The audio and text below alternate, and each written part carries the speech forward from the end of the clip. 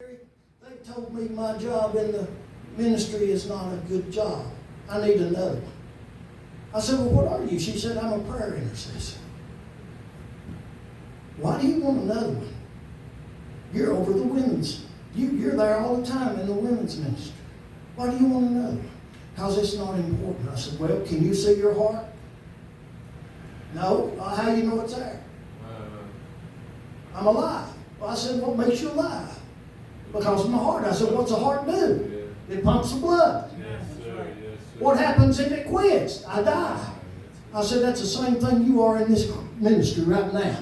You're the heart. And if you quit, we die.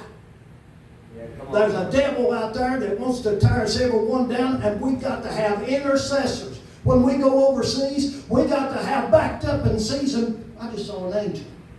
Thank you, Lord. Ever since I've met them in person before, I see them when they're around. I see demons too. But I saw an angel. God, I'm going to give it to the man of God. God, thank you. I'm practicing now to be able to preach overseas. But when I preach over here, I got to say, and the Lord said, yeah. You know, but I got started preaching over in the Philippines at a Baptist church, and God had told me that morning about something about they're going to receive you anyway, and I got to preach. They were shouting. And I don't know, God let them understand. Yes, I've been there, yes. Is that preacher a trucker? Praise God. Yes. He told me he was a trucker earlier. You encouraged me. I didn't expect to see this when I came to the Road Angel, or to hear a man like that speak. Both of them tonight, this afternoon. Let me say a word to you before I put this since he gave it to me. There's not a right way to do God's work. That may seem surprising to you. Thank you very much. Let me tell you why there's not a right way. God doesn't do anything right. You know why? Because He cannot do anything wrong. Everything that God ever does, it's always perfect. Thank you. Yes. So He's never taught you how to do God's work right. You only are taught that here in this society, on this earth level. But what God has taught you is to be obedient, not to do it right. In fact, God specializes in your weakness. In your weakness, He gives you His strength. Amen. Only when you do what the Word says to do, and you do it, God will bring honor and glory to Himself and fulfill the miraculous act because you were obedient, not because you did it right. In this society, they want you to go to school to learn how to do it right. There's not a right way. And yet every man is trying to do it the way somebody else did it. They wrote a book how to do it. And you're trying to follow how somebody else wrote how they did it. They were successful in the eyes of people. Yes. But from God's point of view, He's not waiting for you to do it right.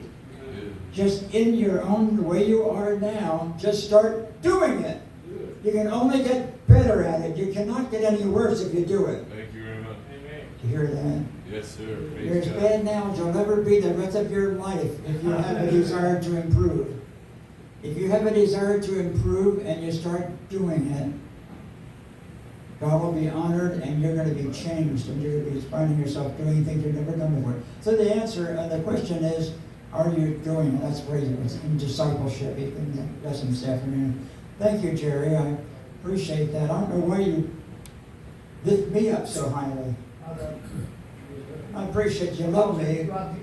But there's nothing good in me. Everything good in me was given to me as a gift. You know, let me tell you something else.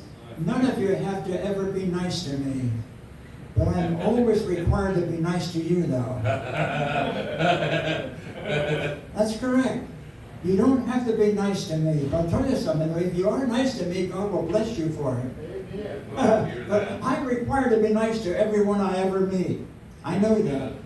Nobody has to be nice to me because if they like me, it's only because God gave it to me as a gift. Praise God. Not because I'm anybody special. Thank you very Is much. that okay with you? Thank you very much. You tell other people that when you meet them. You don't have to be nice to me. Yeah. I've met already where they hated me for something. Look, if it make you feel good, give me a wallet. Slap me over the face. You know what? They'll never do it. If you ask them to do it, they want to fight. When people are angry with you, they want to fight. They want to get the devil out of you, out of your flesh, to cooperate with their devil and do what they're accustomed to doing, fighting. Yeah. But when you receive Jesus, you receive the Lamb. And when you let people beat up on you if they want to, only one time I was slapped down real hard, and I'll tell you, it felt good. It felt like eating ice cream on a hot, sunshiny day. Honestly, because when I was slugged down and knocked down to the ground with a big man that hit me real hard, I made a mistake, and I knew I made a mistake at the time. I knew what the mistake was, but I didn't have time to correct it. And when he hit me, God let me know exactly what mistake I made, and I was worthy of 2 more like the first one. When I was laying on the floor, I was expecting him to kick my head or smash my face with his foot. And I really wanted him to, but he didn't. He was satisfied, just knocked out momentarily. But it felt like eating ice cream. What I'm going to tell you is the fact that if you're willing to give up your life and die, you cannot die unless the Father allows you to die. You're totally His possession when you're in His will. You're His possession. And if you can learn how to die, die gracefully. That's why I said to you, you don't have to be nice to me. Well, I do have to be nice to you, though. Or with some people, you'll blow their mind away. Who do you think? What did you say? You know, sometimes people say, Brother Dirstine, you are sure looking good for your age. I like to tell them, but I want to tell you something, though. I feel a lot better, though, than what I look. You know what? I said, I feel a lot better than what I look. Do you want me to explain? Yeah, explain. I said, I happen to know that there's one that lives within me who's the creator of the universe. He has healed my body. He has saved my soul. He has a name. His name is Jesus. That makes me feel good. Come on. And what you're looking at is very temporal. It's my problem. It's my physical. It's what you're looking at. But what I feel makes me feel a lot better than what I look. Hallelujah. Praise God. You can use that with other people too when they talk to you. Hey, you're looking good. Hey, I want to notice something. I want to know something. I feel a lot better than what I look. And then come on. You got something to say all the time, no matter who talks to you. There's so much to talk about. But it's great talking to truckers. And I'm encouraged. I'll tell Pastor Phil that you allowed me to say a few words this afternoon. And I said a lot more than what I was expected to be saying. But I have a hard time to stop it. Just because everything I believe in is eternal. It's connected with eternal life.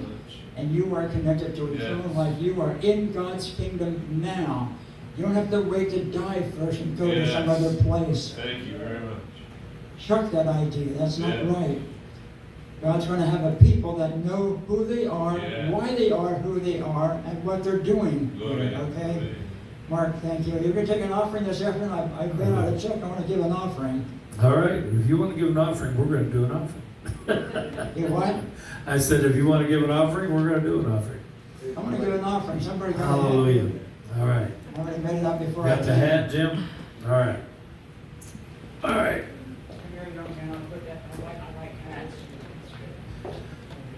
And, you know, we waited till last night before we did an offering, but I keep forgetting to do the offering.